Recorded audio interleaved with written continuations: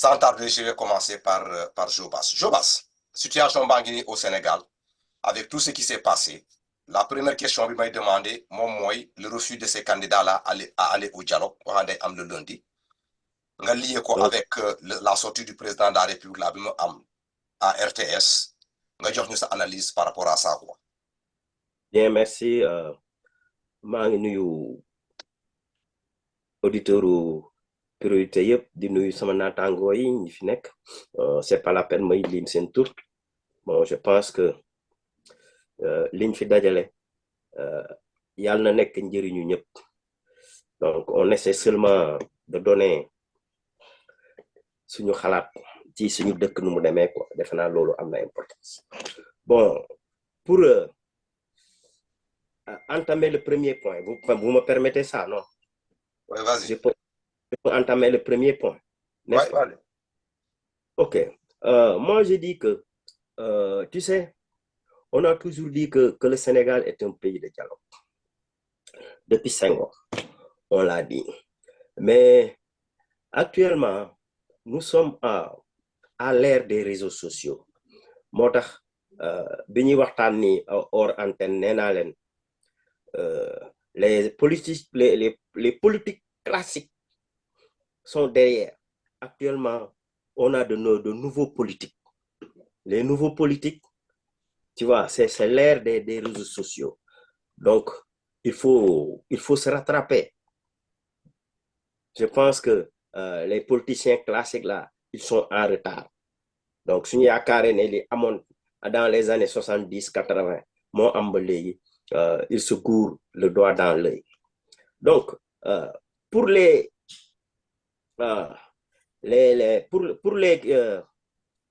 dialogues, autrefois avec Senghor, Abdou Diouf, Laye Wade, on pouvait bien accepter ça. Sénégal, pays de dialogue. Mais maintenant, comme les choses ont changé, donc il faut changer. Moi, je dis que actuellement, quand on parle de dialogue, c'est seulement pour régler un problème ponctuel.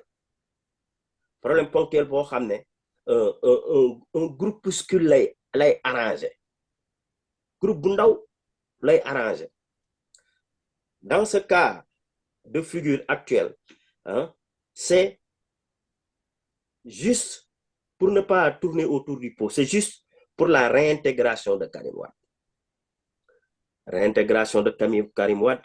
Et en d'autres termes aussi, en deuxième, c'est l'introduction de l'amnistie pour sauver le derrière du président de la République et de ces gens qui sont pardon. L'autre règle. Donc, c'est des prétextes. Dialogue, prétexte là. Donc, je me dis que ceux qui sont dans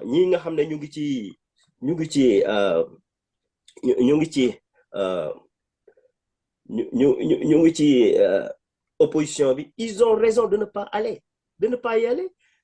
Mais pourquoi aller dans un dialogue où on veut introduire quelqu'un?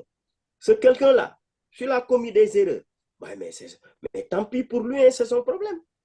Gis nga problème bi yëpp gis nga Bakary man waxoon naa la ko fii l'autre jour sax maa ngi leen doon tooñ maa ngi leen di baalu ak ci loolu di leen ne je suis plus intelligent que vous parce que lii am nii wax naa ko 10 ans derrière je l'avais dit loolu doo ko weddi yow Bakary je l'ai dit je l'ai redit nee naa leen c'est pas Macky Sall qui tire les ficelles non c'est Abdoulaye Wade qui tire les ficelles et je maintiens ça man su ma gisee nit ñi di gërëm Laye Wade mais j'ai envie de pleurer au nom de Dieu j'ai envie de pleurer xam nga man Sénégal kan laa bokkal vision ñan laa bokkal vision du moins y'a Mody Niang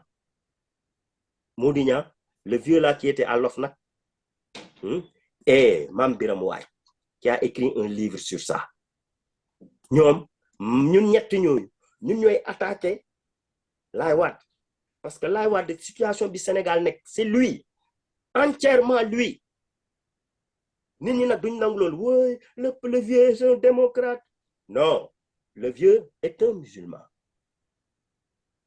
Su demee ba sës da lay yërëm. Su demee ba sës da lay yërëm parce que c'est un musulman. Mais en politique, c'est le gars le plus acerbe. C'est lui qui a intronisé Macky Sall.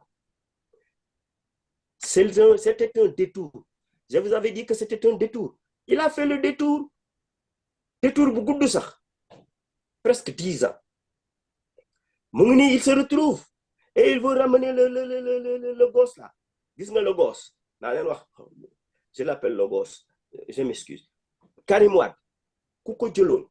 Neboutou mom ci né ne ko Karim, est-ce que bëgg nga nek président? J'en suis sûr qu'il va te dire non. Man ma la wax lool. Il veut pas. Nga défé né man dina dem di voter nit ko xamné. Il me dit même pas bonjour pendant 7 ans. Même pas un tweet pour te dire bonjour. Quel Sénégalais va voter pour ce gars-là? Il n'a qu'à dégager. Okay. Oui, il n'a qu'à dégager. Papa nak daf ñu yap. Papa mo ñu yap. Li amni c'est pas Macky Sall, hein. C'est Abdoulaye Wade. Gis nga nak nit ñi dañu né Abdoulaye Wade il est vieux. Non. Dans la famille de Abdoulaye Wade, je rappelle ça aux gens. Ils vivent jusqu'à 116 ans. La famille de Abdoulaye Wade, ñom yalla dalen may dañuy dund ba 116 ans. Donc dara jotuko. Faites attention à ça. Modinia, Mam Biram Wade, laaj len dinañ len wax. Ok. Voilà, le deuxième point que je m'ai posé, comment dirais-je là, on est devant un président avec des, comment dirais-je là, des décisions qu'on n'arrive pas à appréhender et comprendre. On va essayer d'étudier l'état psychologique du président de la République du Sénégal en tant que Sénégalais quoi. Madame Louati Jobas.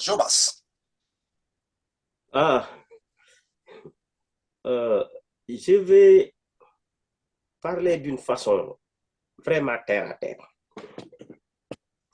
Na di ngeen ne Jobas moom suñu waxee rek mo wax affaire wàkki naan quoi. Tu sais,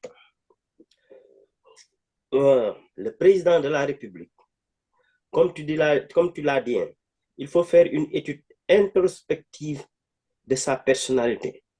C'est pas plutôt psychologique, c'est plutôt psychique. Je pense que vous avez mal choisi le mot. Donc, xamna da ngay rafetal rek bugulo jël mot bu diis quoi.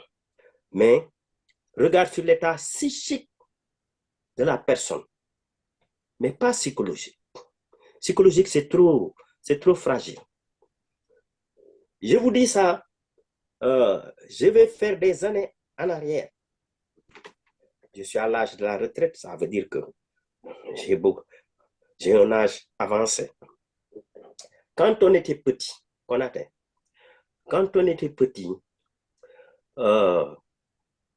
du xam nga ki HLM, comment on dit ça? HLM Nimzat, Konaté, tu connais HLM Nimzat? Bu baax sax. Waaw, ñun fofu lañ dëkkoon, mo doon Angle Mousse. Ah? Il y avait des baraquements là-bas. Oui, Baygande. Fofu joggé di dem géej. Bakary nga may ma de dama expliquer. Situation président bi actuelle là bëgg expliquer. Mais d'une façon terre à terre. Fofu lañ doon joggé. En ce moment-là, on avait 8 ans, 7, 8 ans, 9 ans. On faisait de petits groupes comme tout gamin.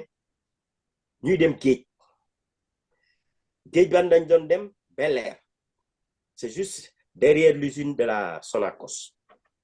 Mais dañu doon tere dem géej parce que parfois il y a des noyades. Tu comprends?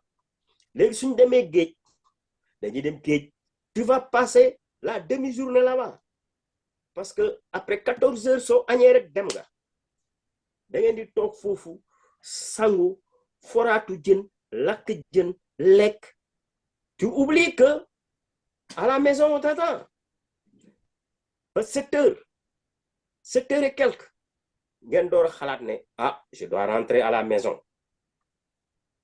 Nga sol sa short bu ndaw, sol sa t-shirt bu ndaw, nga téggu ci yoon bi. So démé ba ci yoon bi ba nga jégé sa kër pap. Si ngay door xamné là il y a quelque chose qui va t'attendre.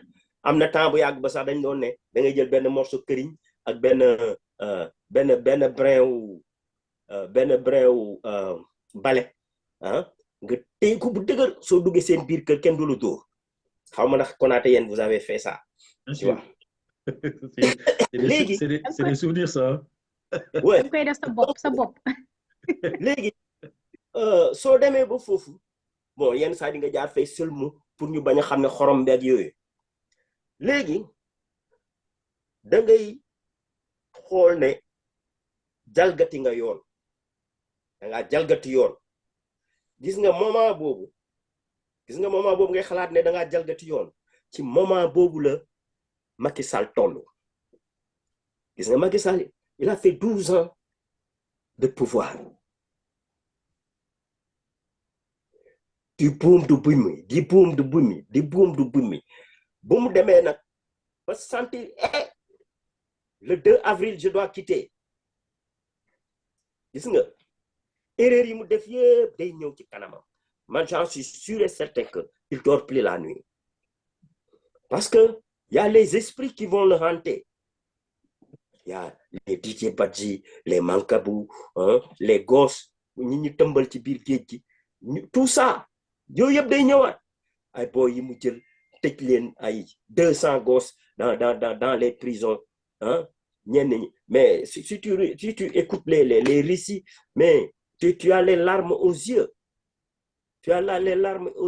des gosses qui ont perdu leur maman pendant qu'ils sont en détention loolu yëpp day ñëw ci kanamam loolu est-ce que vous avez entendu il a prononcé un mot pardon oui ou non il a prononcé le mot pardon il a prononcé le mot pardon ça veut dire que tout ce qu'il a fait derrière lui pendant les 12 ans mu ngi ñëw ci kanamam mooy comme ñun soo demee géej période bi nga nekk géej doo ngay fàtte mais soo demee ba jege seen kër à 20 mètres de chez toi nga doon rappelé wu ne dañ la tere woon dem géej loolu moo dal Macky Sall actuellement donc son état psychique comme tu l'as dit mérite d'être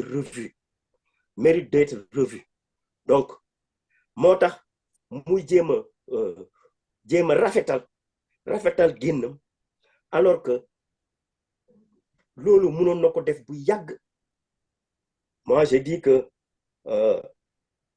ñi ko wër su dee def leen bëgg a sauver il va y laisser des plumes su dee day dem na dem moom ñi ko wër na leen bàyyi fii ñun ñu ñefeek ñoom loolu la ñun ñu ñefeek ñoom actuellement dans sa tête ça ne va pas comme tu l'as dit il faut une introspection sur le plan psychique